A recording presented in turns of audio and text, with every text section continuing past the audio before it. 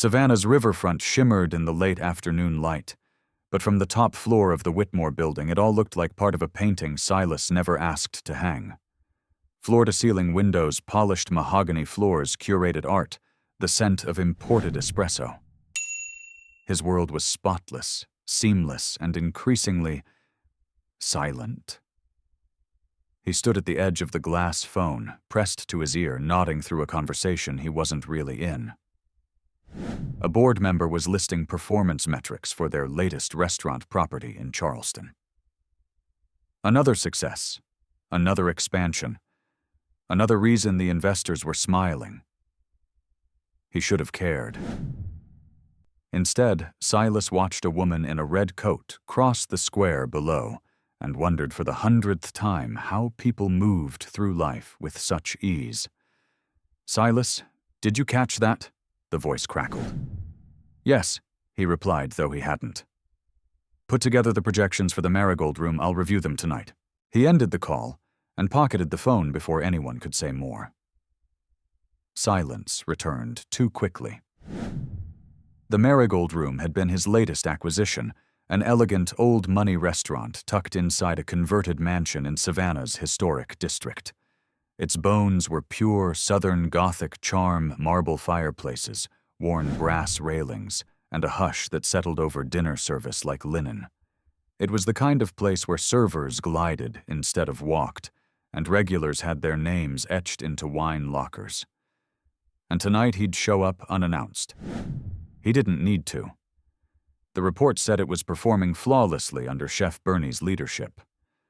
But Silas had built his name by knowing that what happened on paper didn't always reflect what happened under pressure.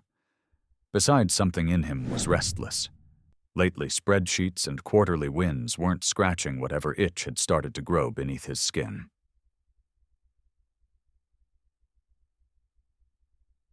The air inside the Marigold Room was warmer than expected. Cozy. Beneath the clinking glassware and low jazz, conversations blended into a soft buzz. Silas walked in alone, nodding once to the hostess who recognized him instantly but wisely said nothing. That was how it worked here. Owners observed, employees performed. He moved toward the back, took a booth in the corner. From there he could see everything, how the staff moved, how tables turned, how wine was poured. He'd barely opened the menu when he noticed her. Not because she was trying to be noticed, quite the opposite. She wore a dark green apron hair pulled into a simple bun, not a strand out of place. Her steps were measured, her posture impossibly straight, her eyes never darting or frantic like the newer servers. She floated between tables like she was born on that floor. Her name tag read, "June Nothing More." Silas watched her lift a teapot and tilt it, just so refilling without a single drop spilled. The man at the table didn't look up, but his wife smiled at June like they shared a secret. He saw it again at another table. An elderly guest reached for her hand while thanking her, and June touched her gently on the shoulder, nodding without words. Not false charm, just present. Odd, he thought, how calming she seemed. Odd that she hadn't even glanced at him once. "Good evening, sir," a voice said beside him. Silas turned. Not June, another server, bright smile, practiced tone. He ordered something simple, sweet tea, grilled trout, no substitutions. As the meal unfolded, June remained in the background, but not unnoticed. She appeared when a guest dropped a cloth napkin, catching it mid-air. She refilled glasses before they emptied. She vanished when conversations turned private. There was a rhythm to her that didn't match her role. She didn't just work the room, she understood it. Then the lights flickered. It was subtle just once. But then it happened again. A hush fell across the dining room diners, pausing mid-bite. And then a full blackout. Gasps rose. Somewhere near the kitchen, a tray clattered. The hum of ambient music died, replaced by whispered questions and the shuffle of confused feet. Silas didn't move. The power hadn't gone out in years. Backup generators usually kicked in without a hiccup. But tonight something failed. In the span of seconds, unease began to spread. He could feel it building like heat under the skin. Then June's voice cut through. "Folks," she said gently, not loudly, but with purpose. "It's just a momentary outage. We have candles in the side cabinet. We'll bring them around." Someone started to protest, an uptight man with a bow tie, but she was already moving, calm and swift. She handed him his glass of water before he could finish speaking. In the dim amber light from a single emergency bulb near the bar, Silas watched her guide 2 other servers toward a supply closet. Minutes later, flickers of soft candlelight began appearing across the room like fireflies in summer. No panic, no raised voices, no apology either, just confident service. June returned to her section and addressed each table. "Your meal's nearly done. We'll have it out shortly. Thank you for your patience." She caught Rosa's eye at the bar and gave a small nod. The older woman rolled her eyes and mouthed something Silas couldn't make out, but obeyed. Within 10 minutes, the restaurant glowed with candlelight, and a subtle murmur of laughter rose. Some diners even toasted. One couple near the window took a selfie. The power was still out, but no one seemed to care anymore. Silas leaned back, sipping his tea, still untouched by June, but affected all the same. "Do you know who that is?" he asked Rosa quietly when she came near to clear a table. She glanced at June, who was now explaining the dessert options to a curious guest without a menu in hand. "That's June Larkins," Rosa replied. "Works the evening shifts. Doesn't talk much. Doesn't need to. She's not management." Rosa smirked. "She's barely even social." Silas let that hang in the air. "Has she been here long?" "Almost a year," Rosa said. "Longer than most. Some of us thought she'd vanish after 2 weeks, but here she is. Shows up early, stays late, never complains, never asks for favors." "Interesting," he said more to himself than her. Rosa leaned in slightly. "She's not like the others, Mr. Whitmore. Most of us talk about tips and side work. She talks about wine pairings and quiet corners." Silas turned his eyes back to June. "And when the lights go out," he murmured, "she's the only one who doesn't flinch." Rosa nodded, wiping her hands on a towel. "Maybe because she's already used to living in the dark." Then she walked away, leaving Silas alone with the flickering candles and the quiet mystery of a woman who served like someone trained for something more, and carried herself like someone who had every reason not to be seen. If you enjoyed this video, comment 1. To let me know. If not, comment 2. Your thought mattered to me either way. The Marigold Room looked different the next evening. Same velvet chairs, same candle-lit corners, but Silas couldn't shake the feeling that something had shifted. Maybe it was the way he noticed every detail now. The way the chandeliers hummed gently, how the kitchen doors opened just wide enough to glimpse steam rising from silver pans, or how the hush in the dining room felt more like reverence than etiquette. Or maybe it was her. June. He didn't announce his arrival. Again. He preferred not to. People performed differently when they knew who was watching. But she, June, hadn't looked his way once. Not the night before, not tonight. He settled into the same booth at the back, his view just wide enough to see her work.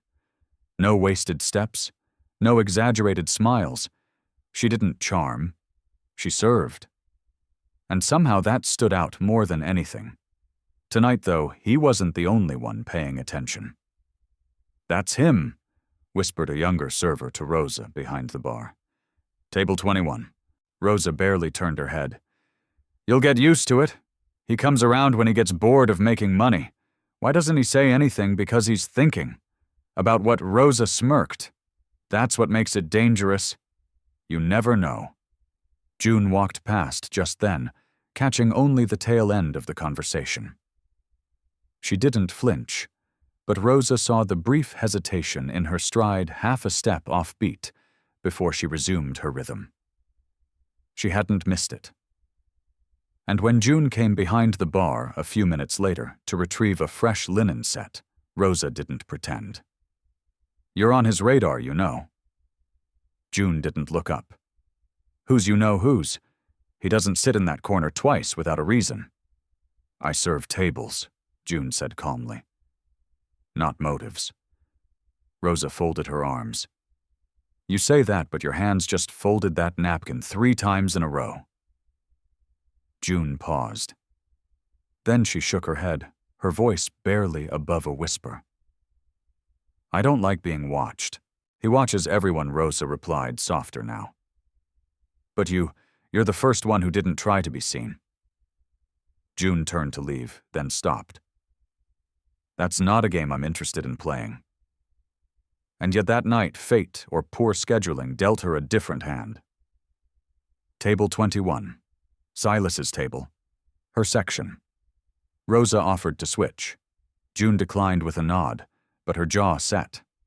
She approached the table with the same quiet composure, pen and pad in hand, as if this were any other Tuesday night. "Good evening," she said. "Would you like to begin with drinks?" Silas looked up from his menu, met her eyes. A pause, not long, just enough to feel like a moment. "Iced tea," he said, unsweetened, a small nod. She didn't ask why, didn't comment on the choice like others might. "And for dinner, your recommendation." Her eyes flickered just for a second. "The grilled trout with citrus glaze." He smiled. "That's what I had last night." "I know," she said simply, then took the menu and walked away. Silas watched her go. It wasn't the answer itself, but how she said it. No flirtation. No need to impress. Just truth. She remembered. Back at the bar, Rosa raised an eyebrow. "Well," June placed the order ticket in the kitchen window. "He asked for my recommendation. And I gave it." That's it. Rosa leaned in. "He's not like the others, you know." June looked at her. "He is exactly like the others." Rosa didn't push. But later, when Silas finished his meal and left a generous tip, June didn't pocket it immediately. She stood there staring at the folded bill tucked under the coaster, a tiny crease between her brows. An hour after, close with the dining room cleared and staff prepping for the morning, June lingered by the back counter, wiping down wine glasses that had already been cleaned. Twice. Rosa walked in, pulling off her apron. "Everything okay?" June didn't answer right away. Finally, "You ever get the feeling someone's not just looking at you, but through you?" Rosa sat on the stool beside her. "Every time my ex showed up with flowers." June's lips twitched, almost a smile. "You know what I mean." "I do," Rosa said. "And it usually means one of 2 things. Either they see something they like, or something they recognize, or something they want to own." June whispered. Rosa watched her for a long moment. "He's not chasing you. At least not yet. But he's curious. That much is clear."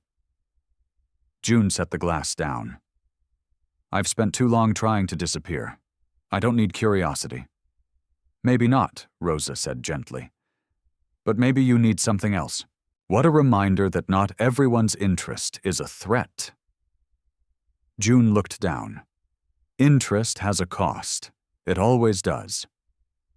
Rosa didn't argue. She just reached out and gently covered June's hand with her own.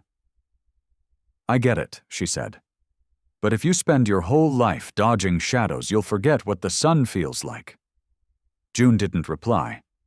But when she left that night, walking alone down the quiet sidewalk beneath the Spanish moss, she didn't take her usual shortcut through the alley. She stayed in the open, where the light hit the pavement just enough to remind her she was still here. Still seen. The next morning, Savannah was drenched in golden light, the kind that made the old city feel timeless, where trees held secrets and iron balconies whispered stories. Silas sat at the bistro table on his terrace, untouched coffee cooling beside him, eyes skimming the morning paper but not reading a word. His mind was still at the Marigold Room. He'd gone in for a routine check. Just another night, another look at operations. But what he saw had stuck. Not the wine list, not the service speed metrics, her. June Larkins. Quiet, unassuming, unshakable. She had handled herself like a conductor in the middle of a storm. No need for applause, no show, just control. And that calm, it unsettled him in a way he didn't quite understand. People usually reacted to him, tried to impress. She had served him as though he were anyone else and then walked away. That shouldn't have gotten under his skin, but it had. And now she was there somewhere between his curiosity and something else he didn't want to name. He closed the paper. Schedule a midday meeting at the Marigold, he told his assistant over the phone. For what purpose? He paused. Staff engagement review, and have HR send me June Larkin's file. There was a pause on the other end. That file's thin, sir. She's minimal. Send it anyway. He ended the call. June arrived at the restaurant early. She always did. The air was different in the mornings, still untouched, almost sacred. She liked that part. The moment before the masks came on, before guests walked in with demands and smiles that didn't always mean kindness. She changed into her uniform in silence, tied her apron, and ran her hand once down her ponytail to smooth it. As she stepped into the dining room, she stopped. Cora Whitmore was standing in the front entrance clipboard, in hand, dressed in a pressed blouse and flats, far too cheerful for 9 a.m. You must be June, she said with a smile that didn't push. June blinked. I didn't expect guests until 11. I'm not a guest, Cora said, walking forward. I'm the owner's younger sister, corporate engagement specialist, which basically means I ask the questions no one else wants to. June nodded slowly. Are you here for the staff? Just you for now.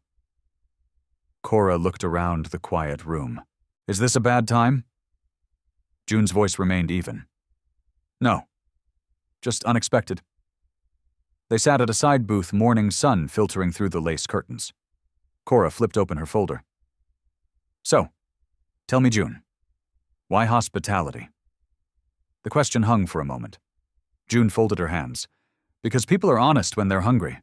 It's one of the few spaces where expectation and vulnerability meet. Cora blinked. That's not what I expected. It usually isn't, June said softly. Cora scribbled something. You've been here nearly a year. June nodded. No write-ups, no complaints, above-average tip rate. Guests request your section often even though you never ask. Another pause. But you don't have any prior work listed. No references, no educational background. Why, June's eyes met hers, steady. I came here to start over.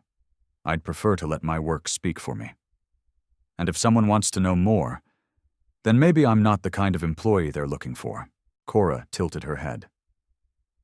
But you're exactly the kind of employee we need. That's why I'm here. June looked away. Her voice was quiet. Sometimes needing something doesn't mean you should have it. Cora closed the folder. My brother wanted to meet you. That made June stiffen. I thought this was your idea. Oh, the questions were mine, Cora said with a light shrug. But he's the reason you're suddenly on the radar. I didn't ask to be. I know, Cora said gently. That's what makes this interesting. Later that afternoon, Silas walked into the kitchen where Chef Bernie was inspecting produce deliveries. The air smelled like rosemary and citrus peel. Bernie barely glanced up. Twice in 2 nights, he muttered. You hungry or just nosy? Silas cracked a smile. Little of both. He picked up a slice of cucumber from the prep board and popped it in his mouth. What do you think of June? He asked casually. Bernie stopped chopping. I think she makes most people in here look like they're trying too hard. Silas leaned against the counter. She's quiet. She's precise, Bernie corrected. That's not the same. You think she has something to hide? I think we all do, Bernie said, returning to his knife. But she doesn't run from anything, even when she probably should. Silas watched him for a moment. She remind you of anyone? Bernie smirked. You 20 years ago, before the suits. That evening, June's section was full, a mix of locals and tourists, all laughing too loudly or ordering too slowly. She flowed between tables with practiced ease, but her mind was not still. Cora's visit had stirred something. Not fear, but caution. It was only a matter of time before the past started knocking. It always did. She had slipped through so many cracks, reinvented herself with so many borrowed names and forged resumes. But this job, this place felt like the closest thing to something real. And now he'd seen her. Not just Silas Whitmore, the owner, but the man behind the quiet booth. When she turned and found him there again, seated at the edge of her section, not reading a menu, but watching the room. Her breath caught just for a moment. She approached slowly. Back again, she said, tone neutral. Twice in a week, he replied. Is that excessive? It's uncommon. I find uncommon things worth returning to. June didn't respond. He looked at her. Not past her. Not through her. At her? You stayed calm the other night, when things went sideways. Most people don't. She folded her hands over her notepad. Most people don't get the chance to practice. Have you? She paused. Then carefully. Some of us live in the quiet before storms. You get used to keeping your balance. He nodded once as if that made perfect sense. Trout again? She asked. No, he said, smiling. Surprise me. June didn't smile back, but something in her eyes shifted almost imperceptibly. As she walked away, Rosa passed by and whispered, You okay? June didn't break stride. I think I'm being seen, she said. And I don't know if that's good or bad. Rosa glanced toward the booth. Depends on who's looking. June turned just slightly, not enough to be noticed. Only enough to admit to herself, maybe for the first time, she didn't hate the feeling. If you enjoyed this video, comment 1 to let me know. If not, comment 2. Your thought mattered to me either way. The storm came in the form of a manila envelope. It arrived on Silas's desk just after noon. No signature, no sender. His assistant had placed it on the corner without a word, assuming it was another set of reports, another legal form, another silent transaction in a world run by quiet paperwork. He didn't open it right away, but something about it, it was too light, too flat.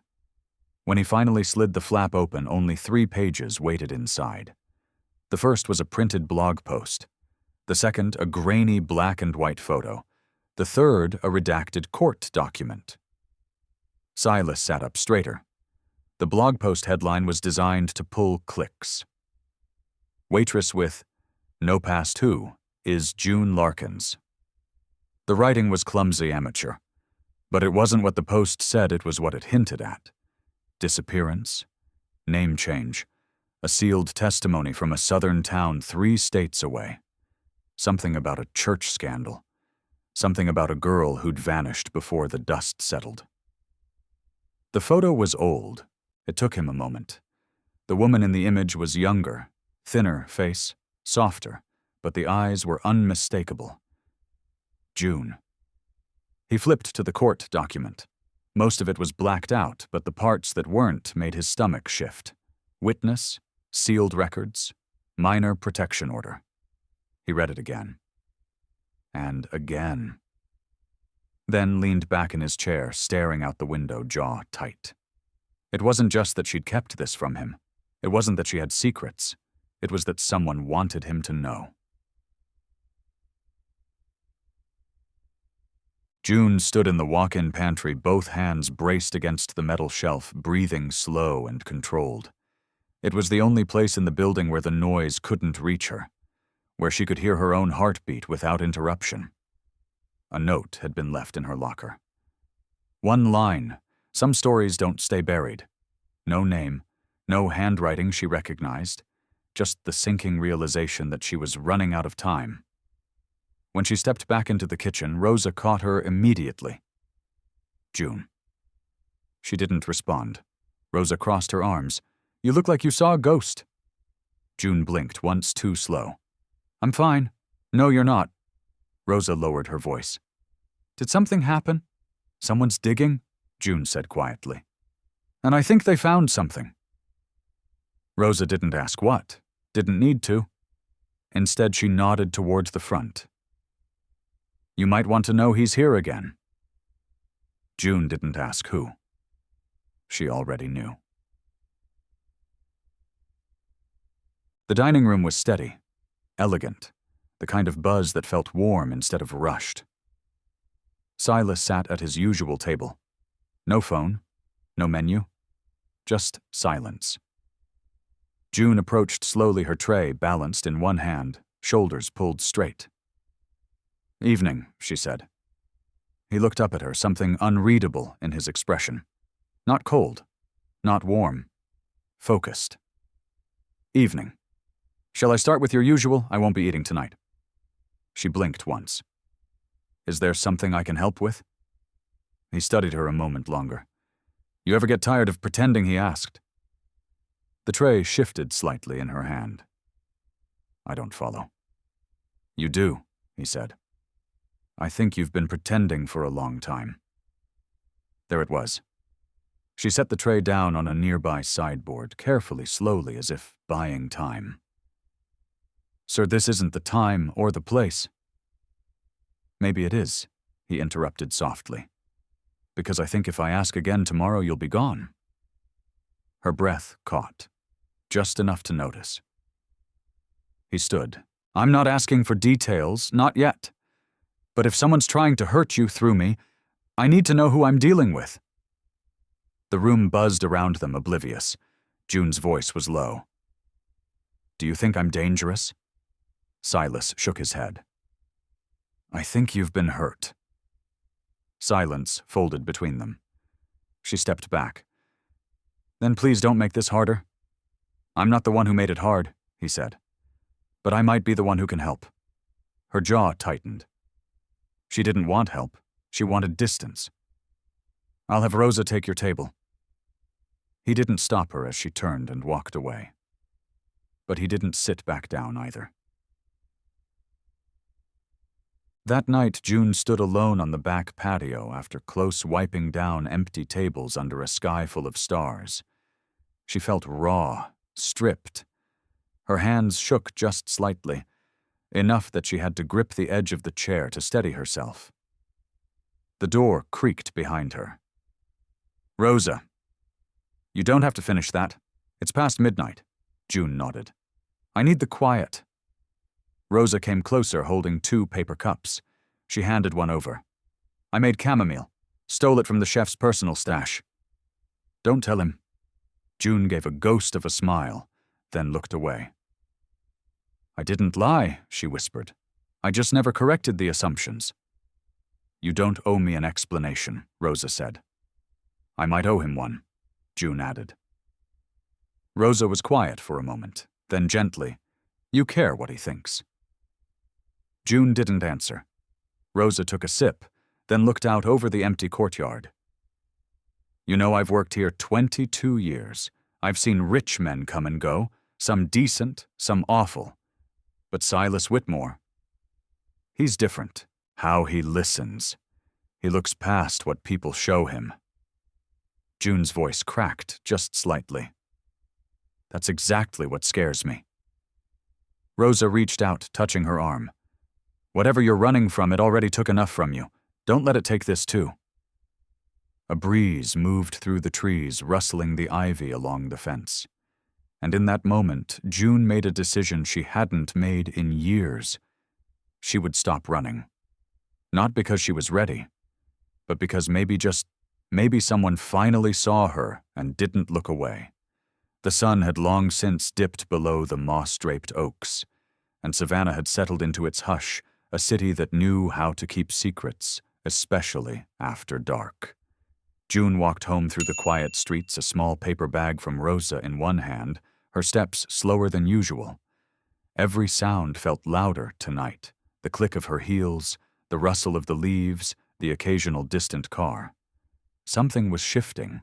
She felt it in her chest, like a low tide pulling back, revealing the parts of her she'd buried. When she reached the wrought iron gate of her apartment building, she paused before pushing it open. Her eyes lifted instinctively to the small security light that glowed above her door, still working, still dependable. The thought gave her the tiniest relief. She stepped inside the apartment. Sparse, clean. Not much decoration, just a bookshelf, a tea kettle, a framed photo of a woman who looked like her but wasn't. Not anymore. June placed the bag on the counter and exhaled. Then she walked to the closet, pulled down a box she hadn't touched in months, and sat cross-legged on the floor. Inside were letters, a worn Bible with a cracked spine, and a stack of newspaper clippings, each one a reminder of the past she'd rewritten to survive. She ran her fingers over the folded envelope on top. The name scrawled across it in pen was one she hadn't spoken aloud in years. Evelyn Claire Larkins, her real name. But tonight wasn't about mourning that girl. Tonight she needed to understand who was pulling strings behind the curtain. Because someone knew. Someone had reached into the past and dragged it into the light. Not just to remind her, but to expose her. And whoever they weren't finished. She set the letter aside and pulled out a thin notebook. The pages were filled with scribbled notes, names, timelines. She flipped through them slowly until she landed on a page marked with a single word. Ward. Her hands froze. The next morning, the restaurant buzzed with the kind of chaos that didn't match the serene face it showed the public. The espresso machine was leaking, 2 deliveries were late, and the hostess had called out sick. Rosa was pacing behind the bar with a clipboard in one hand and a cold coffee in the other when June walked in. "You're early," Rosa said, surprised. "I couldn't sleep. You okay? I will be." Rosa studied her face. There was a tension there, a focus she hadn't seen before. Not fear, not avoidance, something harder to name. "You want to talk?" "Not yet," June said, "but I might need a favor." Rosa raised an eyebrow. "Anything." June hesitated. "Do you know if there's a Reverend Elijah Ward in town?" The clipboard lowered. Rosa's eyes flicked upward. "Yeah, old church off Jones Street. Doesn't preach much anymore. Does a lot of charity work now." Quiet type. Why June swallowed. "I think he's the reason I ended up in Savannah." Rosa didn't push. She just nodded. "Want me to go with you?" June shook her head. "Not yet. But thank you." Silas sat at his desk that same morning, flipping through the printout again. He hadn't told Cora yet. She would have questions he wasn't ready to answer. His instincts told him 2 things. 1, that June had earned his trust the hard way. And 2, that someone was trying to use her past as leverage against him, which meant this wasn't about her. Not really. This was about control. And Silas hated being controlled. He picked up his phone and dialed. "Get me everything you can find on Reverend Elijah Ward," he said, "and keep it discreet." The church on Jones Street was old, its brick facade softened by ivy and time. June stood across the street for nearly 20 minutes before finally crossing. She hadn't planned what she would say. She just knew she needed answers. Inside the sanctuary smelled of aged wood and candle wax. It was quiet save for the soft creak of the floorboards beneath her feet. A voice echoed from the side room. "Doors open." June stepped in slowly, Reverend Elijah Ward looked older than she remembered, more silver in his beard, a limp in his gait, but his eyes were the same, knowing, watchful, burdened. He didn't seem surprised to see her. "June," he said softly. "I'm not June where I come from." "No," he said. "You're Evelyn there." She closed the door behind her. "You knew I was here." "I did. And you didn't reach out. I wasn't sure you wanted me to." "I didn't," she said. "But someone else reached out in a different way. They're trying to expose me." He nodded once. "Then it's time you heard the rest of the story." June's breath caught. "What story? The one your grandfather tried to protect you from?" She sat down slowly, her hands clasped tightly in her lap. Ward leaned forward, elbows on his knees. "Your testimony didn't just expose one man, June. It disrupted an entire system, donors, board members, quiet arrangements swept under the rug for years. When your grandfather stepped in, he took the heat so you wouldn't have to. That sealed file, that was his doing. He bought your silence with his reputation." June's eyes stung, but she blinked hard. "Why now? Because someone who lost power because of you has found a new way to reach you, who I don't know yet. But I think they've been watching, waiting for you to surface." Her voice trembled.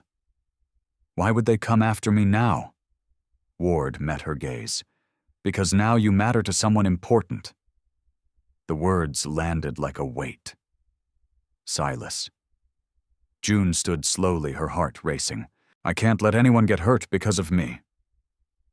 "Then be honest with him," Ward said gently, "before someone else decides what version of you he gets to believe." June stared at the Reverend, her thoughts spinning. And deep down, under the fear and the guilt and the years of self-protection, she knew he was right. The scent of citrus and butter drifted through the restaurant as lunch service began, but June could barely taste the air. Her hands moved out of habit, folding linens, adjusting silverware, pouring water, but her mind wasn't in the dining room. It was still with Reverend Ward, still circling his words like they had roots in her chest, pulling at everything she thought she'd buried. Be honest with him. The words echoed louder now, carried by every breath she took. But how do you hand someone the ugliest part of yourself and ask them to still see you as whole, June? She looked up.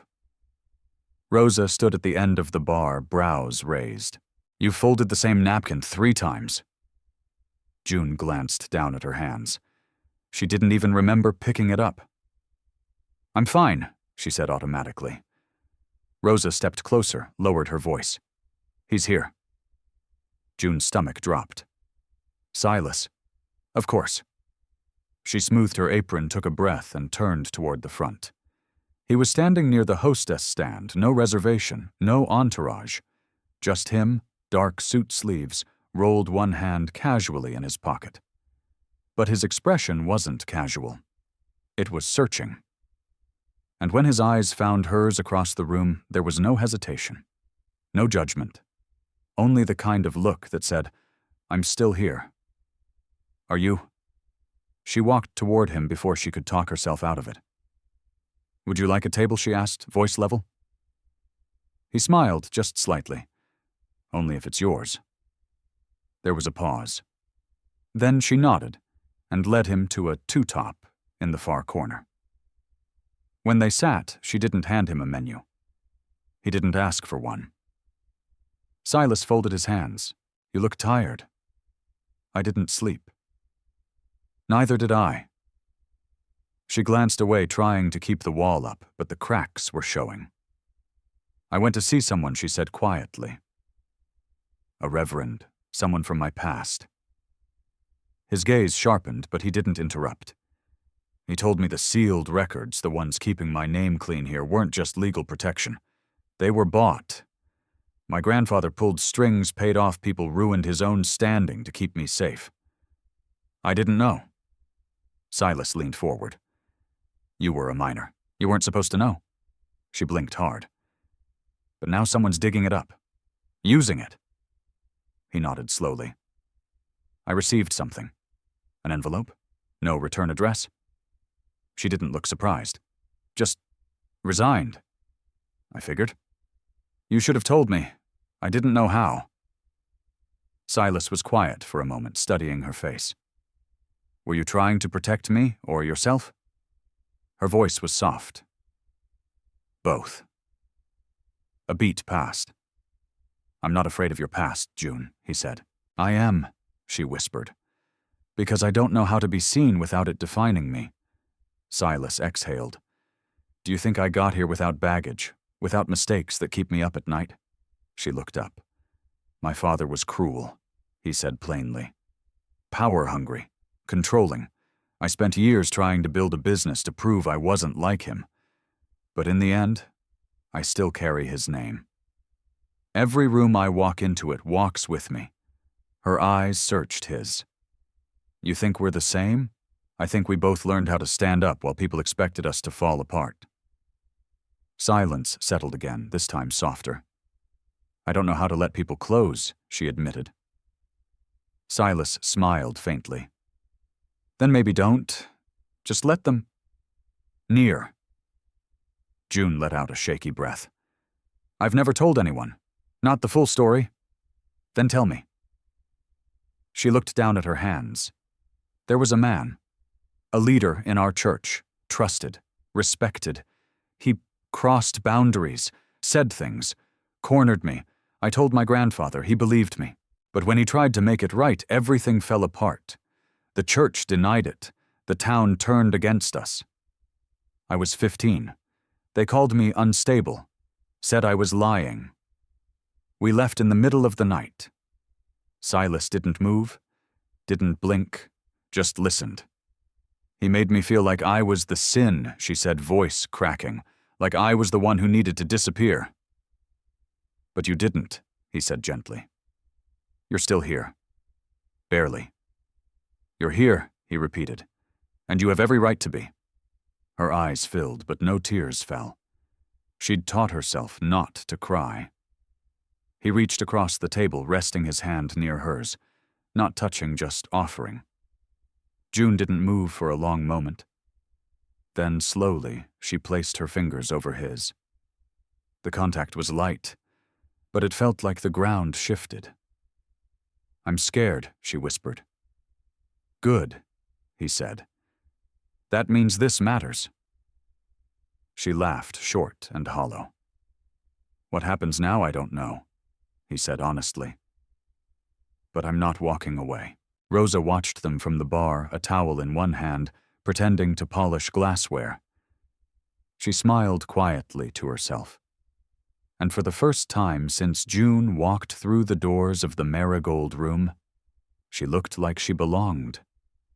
It had rained just before sunrise, one of those slow, steady southern rains that made the sidewalks steam and the air cling to your skin. By mid-morning, Savannah glowed under a hazy light, softening the edges of the world like an old photograph. June leaned against the counter in the prep kitchen, rolling a cold glass of water between her palms. The building buzzed with the usual morning rhythm, Bernie shouting instructions from the back deliveries coming in through the side door, silverware clinking in soaking bins. It should have felt normal, but nothing felt normal now. Not after last night, not after she'd told Silas everything. The truth still sat heavy in her chest like an unopened letter she couldn't put down. She had expected regret, panic, maybe even shame, but instead she felt still. Exposed, yes, but not broken. Rosa came around the corner, an apron in one hand, eyes flicking over her. You didn't run, she said. June looked up startled. What Rosa smiled. You're still here. After all that? That says something. June exhaled a soft laugh. I thought I would have been fired. Fired? Rosa scoffed. Sweetheart Silas has been walking around here like he's been hit by lightning. That man's not thinking about your shift schedule. June blinked. What do you mean? Rosa leaned in, voice dropping. He's changed. Softer somehow. Focused, but different. Like he's looking for something in every corner of this place. I think you gave him something he didn't even know he wanted. June stared at the floor. What if that's not a good thing? Rosa touched her shoulder gently. What if it is? Later that afternoon, Silas stood at the edge of the Marigold's garden patio, hands in his pockets, watching the wind tease the ivy along the stone wall. The team had transformed this space into something timeless: cobblestone paths, wrought iron chairs, strings of bulbs that glowed like captured stars at night. But it wasn't the patio that held his attention. It was the way his thoughts kept drifting without permission back to June. There was something disarming about her honesty. She hadn't used it like a weapon or a shield. She'd laid it down gently between them, unsure if it would be accepted. And now he was the one carrying it. He didn't mind. What troubled him more was the growing realization that he wanted to carry more. Not just her past, her present, maybe her future. And he didn't know if she'd let him. Mr. Whitmore Cora's voice pulled him back. She stepped onto the patio with her tablet in one hand and a familiar look in her eye, half teasing, half concerned.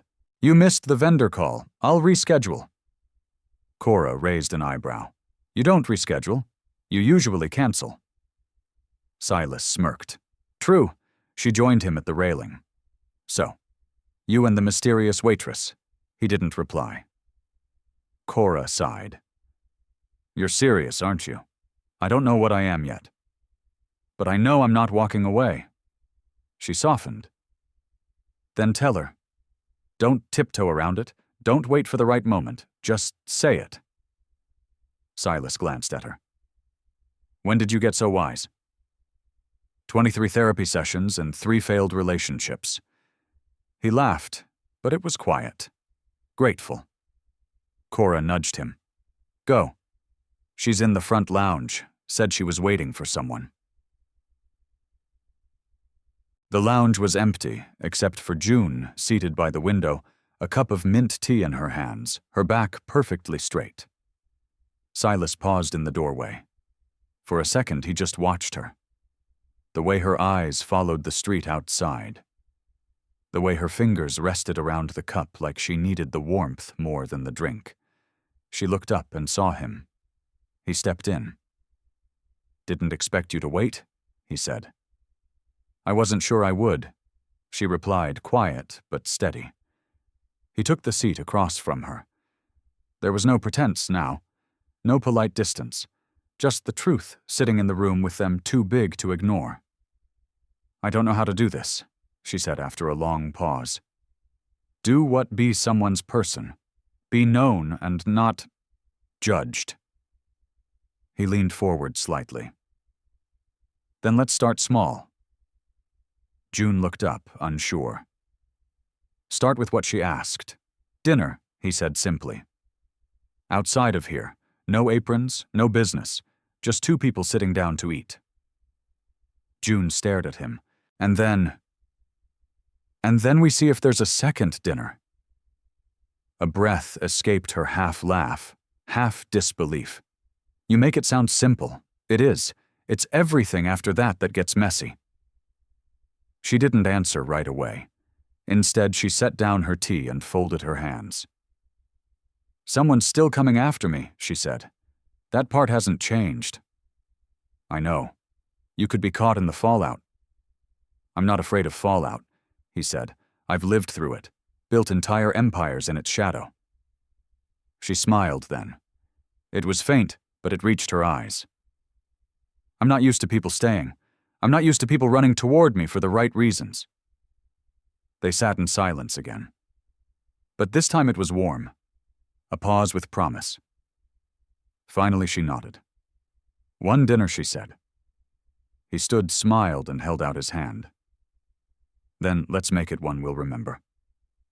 She took his hand, fingers curling into his, and for the first time in a long time, the idea of being seen didn't feel like a threat. It felt like a beginning.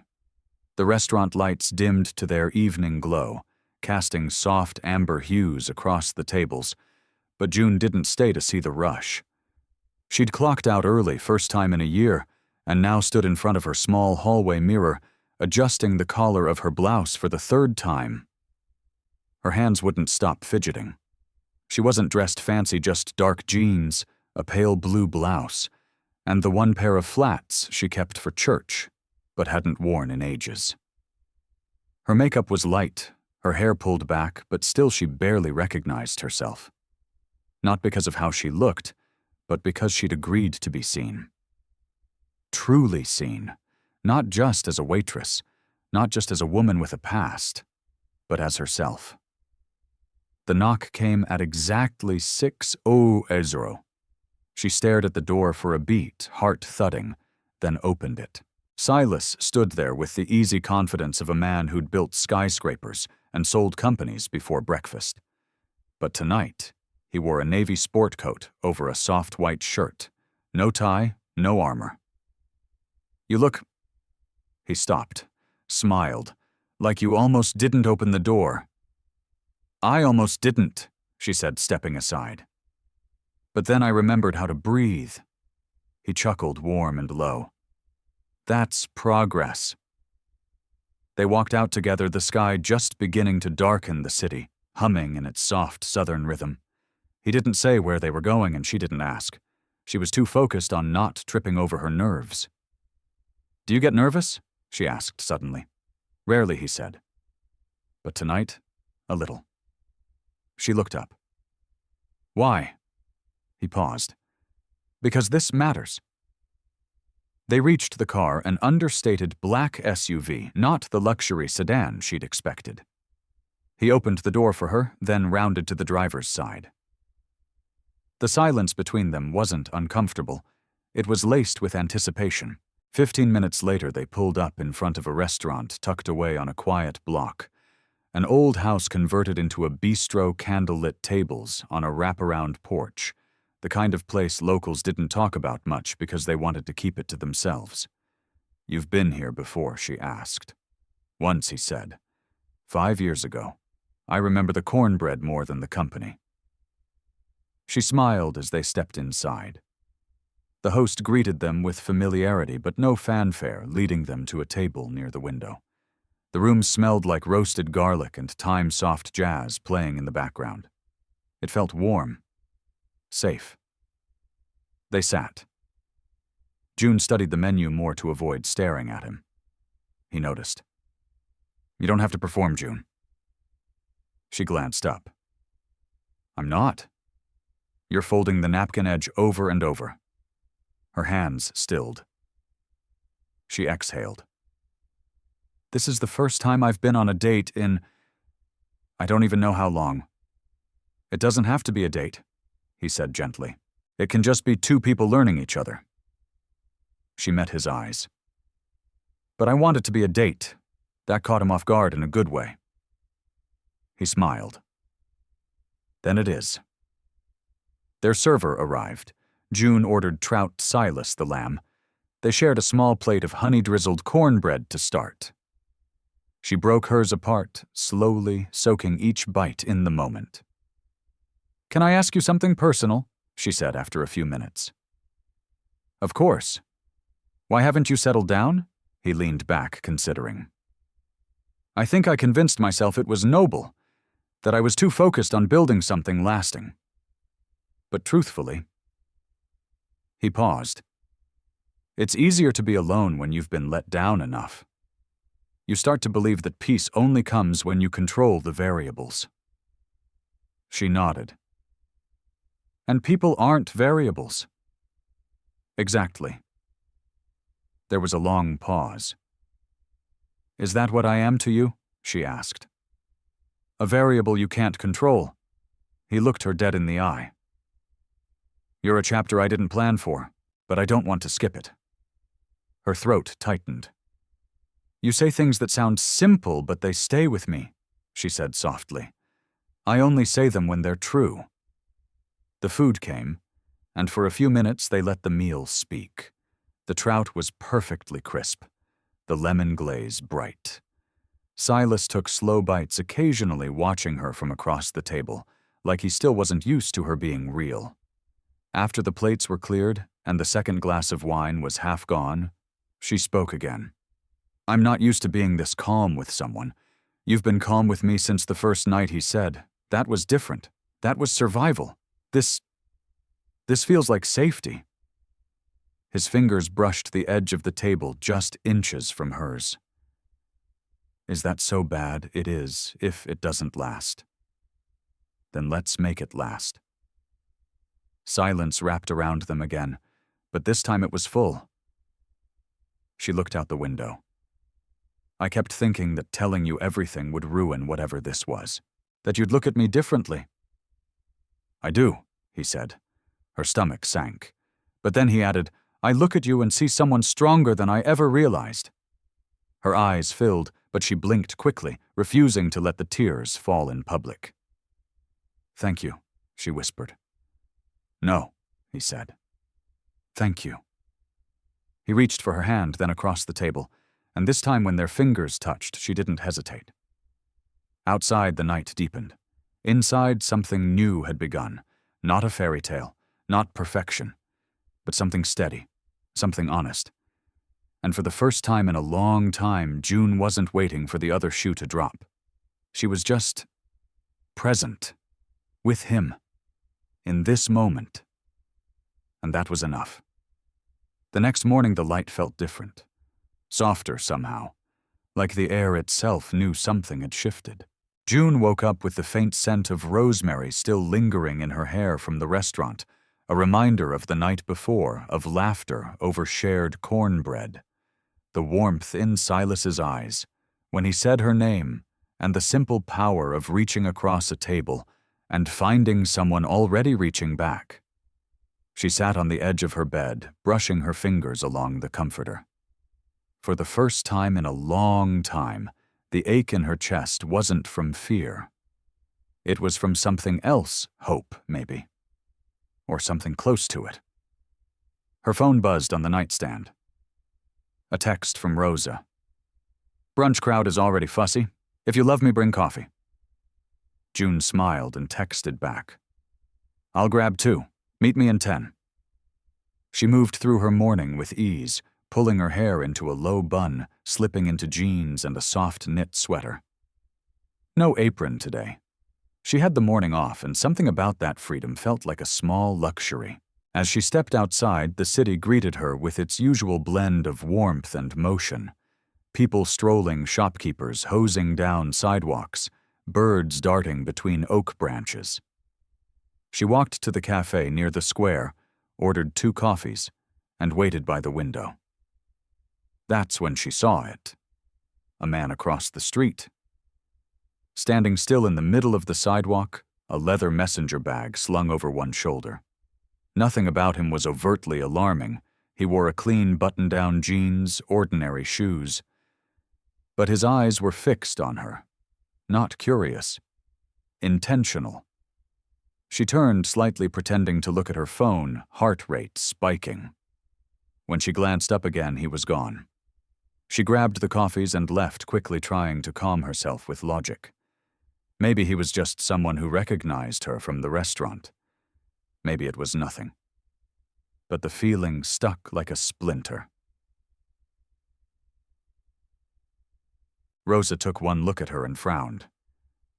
"You saw him again, didn't you?" June hesitated. "I don't know if it was the same person, but maybe." Rosa took the coffee and motioned for her to sit in the back booth, away from the front windows. "Describe him." "Tall, mid-30s, dark hair. Looked like he belonged in a law office or something." "Did he speak to you?" June shook her head. "Just stared." Rosa cursed under her breath and pulled out her phone. "I'm calling Silas." "No," June said quickly. "Please don't. Not yet." Rosa looked at her. "You think keeping this from him is the smart play. I think overwhelming him with a threat we can't confirm is the wrong one," June said. "Let me handle it first. If he comes back, I'll tell him. I promise." Rosa hesitated, then nodded. But you call me the minute anything feels off. And you don't go home alone. I'll be fine. June. She met Rosa's eyes. I will. But deep down, she wasn't sure. That evening, Silas sat in his home office, the fire low in the hearth, and a thick file open on his desk. The name Elijah Ward was written across the tab. He flipped through the pages again. Most of it confirmed what June had already told him. Wardship arrangements, sealed court documents, community fallout. But one page caught his attention. A financial trail. Small but suspicious. 2 weeks ago, a donation had been made to a private law firm in Savannah, under a foundation name Silas had seen before, one connected to his late father's estate. He sat back slowly, tension climbing his spine. This wasn't just someone digging into June's past. This was someone with resources, someone using the old networks his father once controlled. And that changed everything. He picked up his phone and dialed Cora. "Hey," she answered. "What's up? I need you to check something." Quietly. "Okay. I want to know who's funding the Walker and Brandt firm, specifically anything that came through the Bexley Trust." Cora's breath caught. "That's one of Dad's ghost funds." "I know. That's why I need eyes on it. Fast." "Silas," she said carefully, "do you think this has to do with June? I don't think." "I know." There was a pause. "Then I'm on it." He hung up and stared at the fire for a long moment. His past was trying to burn its way into his present. And this time he wasn't going to let it. Back at the Marigold, June stood outside near the side alley, taking a moment of quiet. The night had been long, the guests demanding, and the espresso machine had exploded halfway through service. But the sky above was clear, and the air was cool, and she just needed 30 seconds to herself. Then she heard it. A soft footstep. She turned. No one. "Hello?" she called out. Nothing. Her hand went to her phone in her apron pocket just in case, but before she could unlock it, Silas stepped around the corner. She jumped. He raised both hands. "Didn't mean to startle you." Her breath slowed. "You didn't." "Not really." He walked toward her, stopping a few feet away. "You okay?" She hesitated. "Maybe." He searched her face. "That's not a yes. There was someone watching me this morning. I didn't want to worry you until I knew for sure." Silas didn't flinch. Tall, dark hair, looks like a lawyer. Her heart dropped. "You saw him. I saw the financial paper trail that led him here." June's shoulders tensed. "Who is he? I don't know yet. But I know he's not random." She folded her arms tightly, voice low. "I thought I left that behind." "So did I," he said. They stood in the still night, the distance between them full of what-ifs and now-whats. But then Silas stepped forward just enough. "You're not alone in this," he said. "Not anymore." June looked up at him, vulnerability flickering just under the surface. "I don't know how to be protected," she whispered. "Then we'll figure it out together," he said, "starting now." And even as the shadow of the past crept closer, June found herself taking a breath and choosing to stay. The next morning came with a weight to it, like the air had thickened overnight, pressing against the windows, the walls, her skin. June stirred early before the sunrise, her sheets twisted and her thoughts restless. Sleep had only visited her in patches, interrupted by the lingering image of that man's eyes, cold, calculating, and too familiar in their purpose. She reached for her phone on the nightstand, not to check messages, but just to feel grounded. It was Saturday. Normally her favorite day, slower pace brunch prep, quiet moments before the mid-morning buzz. But today, every minute ticked louder, like it was counting down to something she couldn't name. By 8:00 a.m., she was dressed and walking. Not towards the restaurant, not toward Rosa's place or any of her usual haunts. Her feet led her to the only person she trusted with a truth this heavy. Reverend Ward. The church was mostly empty. Just the faint sound of gospel music playing softly through the old speakers and the scent of lemon oil and dust. She found him in the side chapel, wiping down pews with a cloth and a quiet purpose. He turned when he heard her footsteps, his eyes meeting hers with immediate recognition. "You're early," he said gently. "I couldn't sit still." He nodded once and gestured for her to sit in the front row while he finished the last few strokes on the polished wood. She waited, arms folded, gaze fixed on the stained glass window above the altar. When he finally sat beside her, she wasted no time. "Someone's watching me," she said. "I figured as much. You knew I knew it might happen. You've been seen now not just by Silas. The world around him sees you too. That draws attention. I didn't ask for it. You don't have to ask for trouble. It just needs to find a crack." She let out a tight breath. "Silas says there's money involved. Ties back to his father's estate." Ward's brow furrowed. "Then it's deeper than I thought." June turned to him fully. "What am I supposed to do? Just wait for this to implode?" "No," he said softly. "You prepare. You stop living in reaction to the past and start owning the truth of it." Her voice broke. "I already did. I told him. Everything. That was the first step. Now you stand in it." He reached into his coat and pulled out a small envelope. "I've been holding on to this for years. I didn't know if or when I'd give it to you." She stared at it. "What is it, your grandfather's final letter? He asked me to keep it until you were ready." Her throat tightened. She took the envelope with trembling fingers and clutched it to her chest. "Thank you." "I'll leave you to it," Ward said, rising. She stayed in the pew long after he left the room, the envelope unopened in her hands. Silas leaned against the railing of the Marigold's rooftop garden, a tablet in his hand, and a storm brewing behind his eyes. Cora arrived 5 minutes late, holding 2 coffees, one of which she offered silently. "You're not going to like what I found," she said. "I already don't." She pulled a folded page from her purse and laid it flat on the table beside him.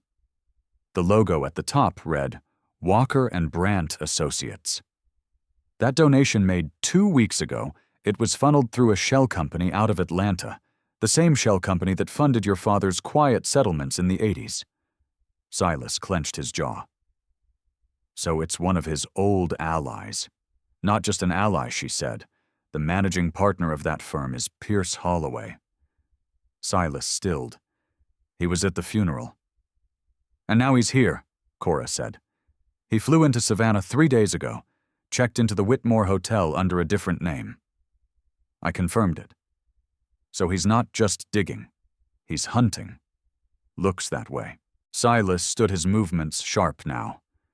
"Get me a meeting with him." "Today." "Silas. I'm not letting someone like him play games with her life. She can handle herself. I know he said quieter now, but she shouldn't have to." By late afternoon, June finally opened the letter. The handwriting was unmistakably her grandfather's, neat, deliberate, a bit shaky at the edges. The kind of writing shaped by years of discipline and love. "My June," it began. "If you're reading this, it means the world has begun to remember you again. And that scares me more than I can say, because I know how cruel it can be, how unforgiving. But I also know your strength." She blinked quickly, already fighting tears. "You were never the storm. You were the lighthouse. I did what I had to do to keep your name off their tongues, but one day it will rise again. And when it does, don't run. Don't hide. Look them in the eye and remind them that grace is stronger than gossip, That truth doesn't need permission to stand tall. And if you've found love again, don't push it away like I did. Let it hold you steady when the waves come. You deserve that, my girl. Always, Grandad June pressed the letter to her lips. Tears falling freely now.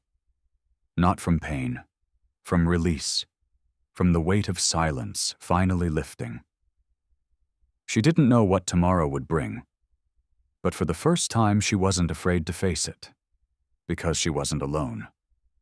And she wasn't small. She was ready.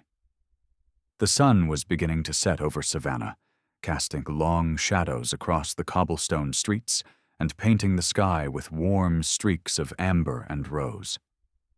June stood outside the marigold room, arms crossed loosely, her eyes watching the world shift into evening. The letter from her grandfather still rested in her bag, close enough to feel like armor. She'd read it 3 times. Each word had settled into her like truth she'd always known, but never dared to name. The fear hadn't vanished. It lingered in her stomach like a dull ache, but there was something new pressing up against it now. Resolve. The sound of footsteps pulled her attention toward the side of the building. Silas was walking toward her, a seriousness in his stride she hadn't seen before. His jaw was set. His phone was in his hand, but he wasn't looking at it. Her chest tightened. "You talked to him," she said before he even spoke. Silas nodded. "Pierce Holloway? We met this morning." June's stomach twisted, and Silas came to stand beside her close enough that she could feel the warmth of him, but he didn't touch her. He didn't come out and say it, but it's clear. He's here to pressure you into silence. Not just about what happened when you were 15, but about the people who let it happen. He's protecting legacies, June. Not truth. She looked out at the street, silent. He implied Silas continued that if you cooperate, this all stays buried. If not, he'll let the media do what it does best, twist and amplify. June laughed softly, but there was no humor in it. "So that's the play. Drag my name through the mud if I don't disappear again. He thinks fear will work."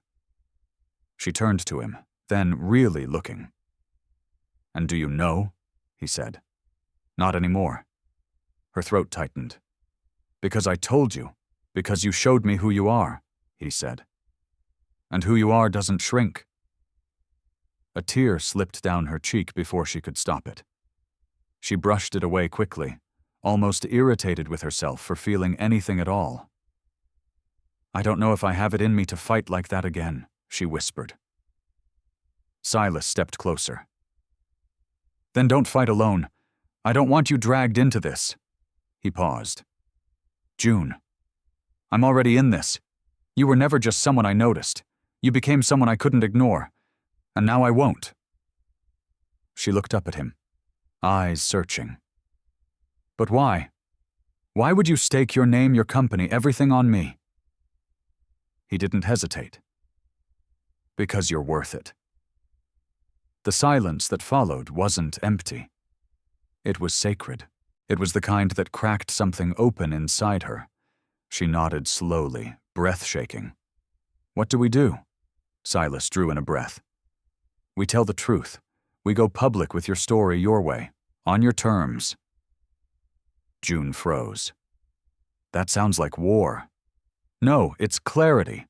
Let them see who you are now. Let them realize you're not a scandal to cover, you're a survivor they underestimated." She stared at him. "And if it backfires? Then we handle it together." The word together felt like a promise she hadn't let herself hope for. Rosa appeared behind the glass door, waving them in. "I should get back to work," June murmured. Silas reached for her hand just briefly and squeezed it. "I'll stay nearby. Just say the word." She nodded again, voice catching. "Thank you." As she walked back through the restaurant doors, 100 memories tried to follow her memories of being silenced, blamed, told to disappear. But this time she didn't carry them like shame. She carried them like fire, because everything was about to change. The next day unfolded slowly, like the world knew June needed time. The cafe was quieter than usual, the customers kinder. The sky hung heavy with soft clouds, the kind that promised rain but never quite delivered. It was the kind of morning that begged for clarity. June stood at the prep table slicing strawberries for the brunch menu, the repetitive motion oddly soothing. Rosa moved around her silent at first, then finally spoke. "You're not just thinking, you're planning." June smiled faintly. "Is it that obvious?" Rosa leaned in. "You've got that look, like something's been decided." June set the knife down and turned to face her. "I'm going to tell the truth. Publicly, with my name." Rosa blinked. "You're sure I'm sure?" For a long moment, Rosa didn't say anything. Then she pulled June into a tight, unexpected hug. "I'm proud of you," she whispered. "And I've got your back." June closed her eyes, hugging her friend tightly. "I'm terrified," good Rosa said. "Means it matters." By mid-afternoon, June was seated in the courtyard behind the Marigold with Silas and a woman named Mara Langley, a former journalist turned independent media consultant. She was quiet, sharp-eyed, and had already reviewed June's story with careful precision. "You don't owe anyone the full archive of your trauma," Mara said gently. "You tell what's true and what you're ready to carry in the light." "That's enough." June nodded, her hands resting on her lap. Silas sat close, but didn't interrupt. Mara continued. "We'll film it here. Natural light. One camera. Intimate, not invasive. The format will feel like a conversation, not a press conference." June swallowed hard. "How do we make sure it's heard the right way?" "We don't," Mara said. "We make sure it's told the right way. The people who need to hear it will." That landed like a stone in June's chest, heavy but grounding. She looked to Silas. "You still okay with this?" He nodded. "Only if you are." "I don't know if I'm okay," she admitted. "But I'm ready." That evening the sun dipped low over Savannah, turning the buildings gold and pink. June sat in the courtyard again, this time facing a small camera on a tripod. Mara sat just off to the side, clipboard in hand, her voice calm and steady. "When you're ready," she said. June took a breath and began. "My name is June Avery. I was born and raised here in Georgia. My grandfather was Reverend Thomas Avery, and he raised me after my mother passed." She paused, steadying her voice. "When I was 15, something happened that changed the way people looked at me. But they never really asked what happened to me. They only asked how I let it happen. They asked how I made them uncomfortable." The wind moved gently through the trees. They told me to stay quiet, that it would blow over. But it didn't. Not really. I just learned to disappear in plain sight. She looked down for a moment, then up again. "I've spent years rebuilding my life, quietly, working, surviving, trying not to be seen. Until a few months ago, when I got a job at the Marigold Room." She smiled faintly, her eyes flicking toward the building. "And I met someone who didn't look away." Her voice softened. "Silas Whitmore didn't know my past when we met.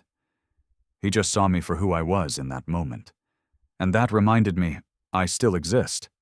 Not as a rumor, not as a cautionary tale, as a person. The camera was still, the air was stiller. So today I'm choosing to be seen, not to defend myself, but to honor the girl who needed someone to stand beside her a long time ago."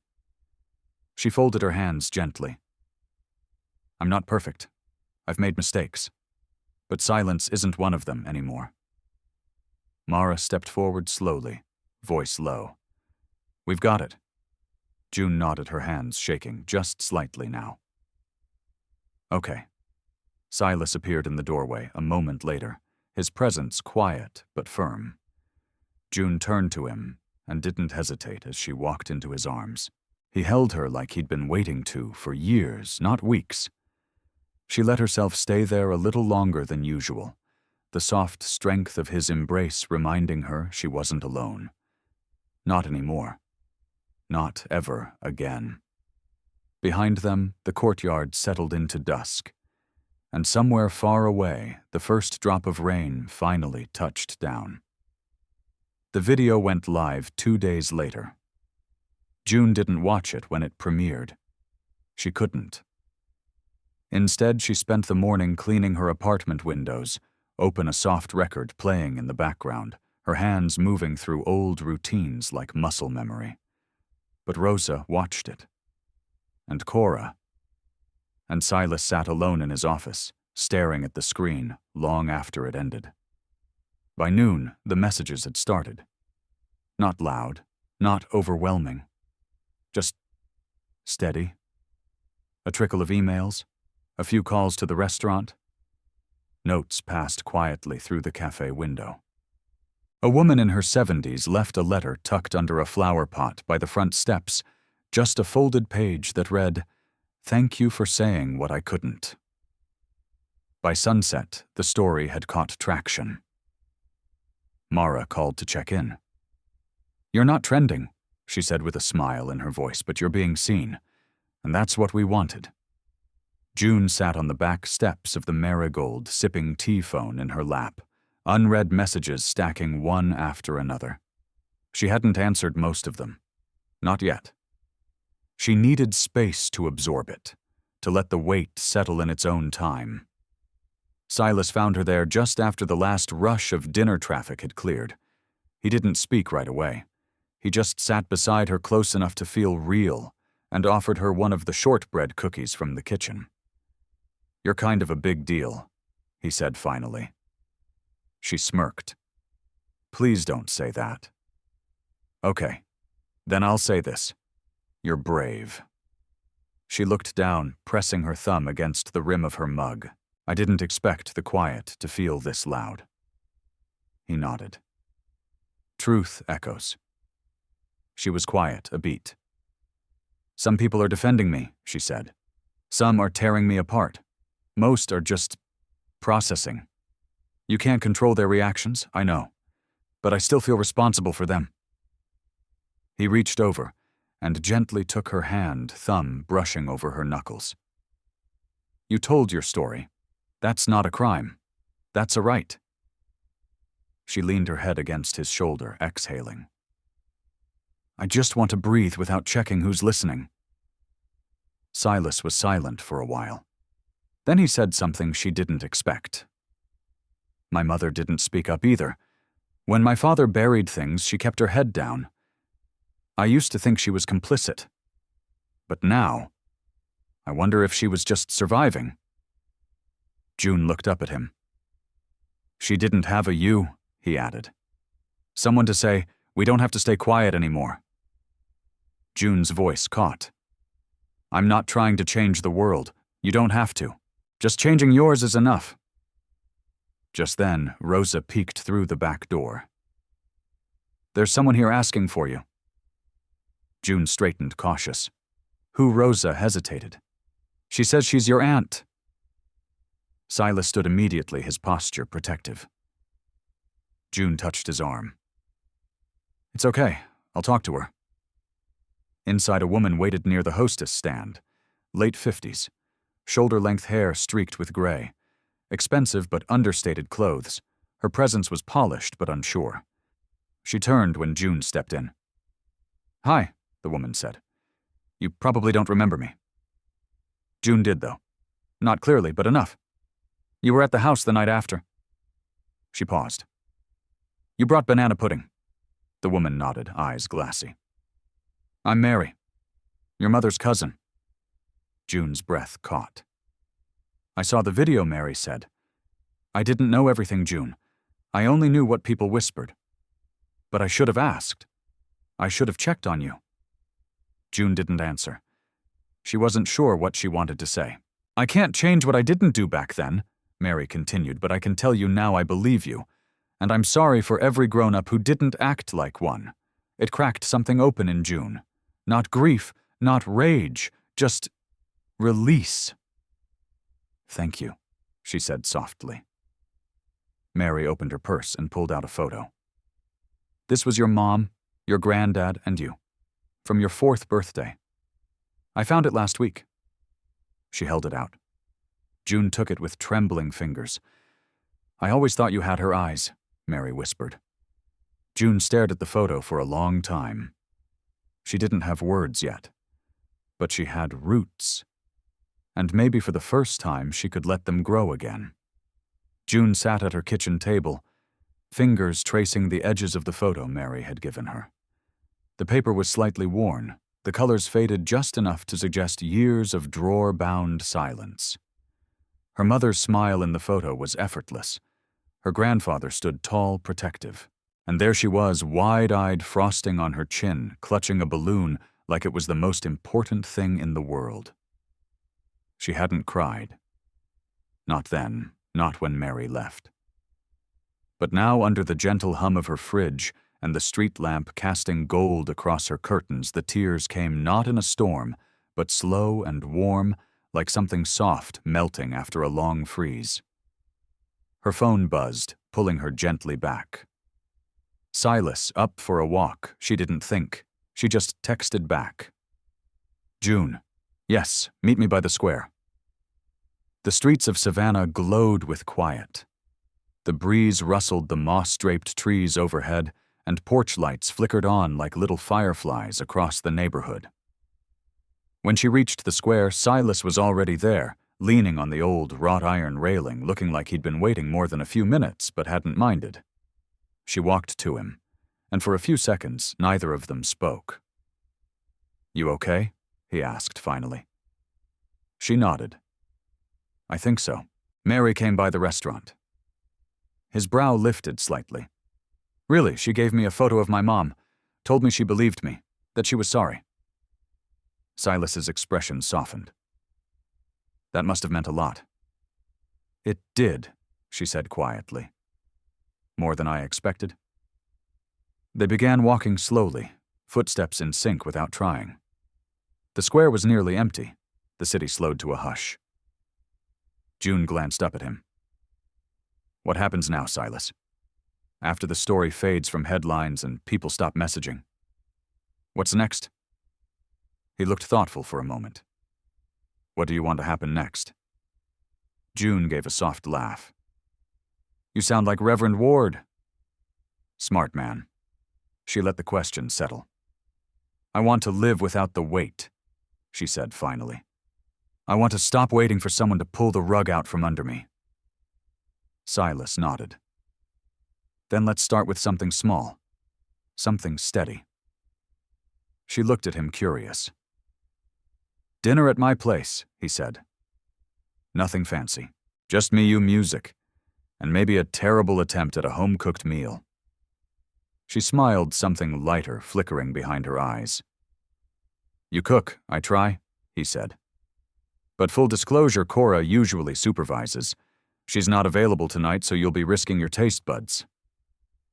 June laughed, and it caught in her chest, unexpected and welcome. I'll take the risk. He reached for her hand, threading his fingers through hers. That's all I needed to hear. His apartment was nothing like she imagined. It wasn't cold or overly curated. It wasn't dripping with designer taste or museum-like formality. It was warm, filled with books, framed records, and little touches that whispered of a man who had once wanted to be left alone, but maybe didn't want that anymore. There were candles already lit, the scent of vanilla and spice drifting through the space. A jazz record played softly in the background. June stood just inside the door, taking it in. This feels like you, she said. Silas glanced over from the kitchen. In a good way or a serial killer who likes books kind of way? She laughed. Definitely the good way. He returned to the stove, looking entirely too proud of the pan of pasta he was attempting not to burn. June wandered into the open kitchen space and leaned on the counter. "You're nervous," she said. "Me, no." He turned. "Okay, yes, maybe a little. Why, because this is the part where I stop watching you from across a crowded restaurant and actually have to hold a conversation without the excuse of a dinner bill." She tilted her head. "You've done okay so far." He smiled, and the tension in his shoulders eased. Dinner was perfect in its imperfection. The pasta was slightly overcooked, the salad too lemony, but none of it mattered. They talked, they laughed, they let silences linger without fear. It was the kind of night that didn't need defining. It just needed to happen. Afterward, they sat on the couch, sipping tea. The window behind them framed the city skyline, blurred and glowing. "I feel like I've been holding my breath for years," June said softly. Silas turned toward her. "Then let's start exhaling." She looked at him, her voice barely above a whisper. "Why me, Silas?" His gaze was steady. "Because the world tried to break you, and you chose to stand." She swallowed hard. "And somewhere in all that standing, you reminded me what it means to feel something real."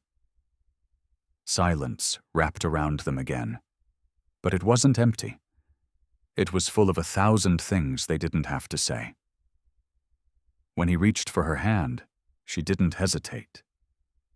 And when her head rested gently on his shoulder, it felt like the beginning of something they'd both almost forgotten how to want.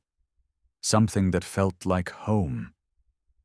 A soft spring rain blanketed Savannah in a quiet hush. The streets glistened with reflections of gas lamps and storefronts. The Marigold Room had just closed for the night, and the clink of dishes, laughter, and light jazz had faded into silence. June stood at the window by the bar, arms folded, watching the rain tap gently against the glass. Behind her, Silas was wiping down the final table, slow and methodical. "You're stalling," she said without turning. He smiled, didn't deny it. "I don't want the night to end." "It doesn't have to," she replied softly. He set the cloth down and walked over to her. She turned to face him, resting against the edge of the counter. They were close now, their lives fully woven together by choice, not by accident or headlines. So she said, "How's it feel to be the billionaire who fell for the waitress?" He chuckled. "Feels like I finally got it right." She raised an eyebrow. "You're not worried it's too simple, that the world will roll its eyes at us?" He stepped closer, brushing a damp strand of hair from her cheek. "I used to think love had to be complicated to be real. Turns out all it needs is truth." A beat passed between them, soft, still full. Then June exhaled. "I got another letter today, from a girl in Chicago. Said she saw my video and told her mother something she'd been holding in for years." Silas watched her carefully. June swallowed. She ended it with, "I don't know how you did it, but thank you for showing me I could." He reached for her hand, holding it gently. "That's the kind of legacy that matters. I didn't mean to start anything she said. But you did. And maybe that was the point." She looked out at the rain again. "You think this peace will last?" He was quiet a moment. "Peace doesn't mean nothing hard ever happens again. It means knowing who you are when it does." She met his gaze, steady. "I know who I am now, and I love who you are." The words fell between them like something final, something true. She didn't flinch, she didn't look away. "I love you too," she said.